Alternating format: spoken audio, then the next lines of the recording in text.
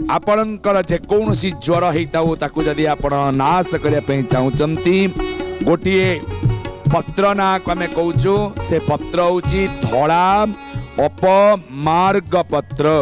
धड़ा अपमार्ग पत्र को बाटी ता सह गुड़ मिसेई दिन को जदि आपण 2 पान खाइबे तेबे आपण जर ढिया मार घर को तार जर पड़े जर होते भी विनाश हो। तेबे आमे मध्य आपण कहीलु तार धड़ा अपमार्गर चेर को घोरिकिनी आपण जदि मस्तक तिलक करी कौन सी जगह को आपण जाउचंती आपण जानिचंती जदि आपण सत्रे थिबे न्याय थिबे शास्त्र कहउचंती आपणकर मंगल ही मंगल आपण से कार्य बहुत मंगल करिवे आपण सक्सेस पाइबे।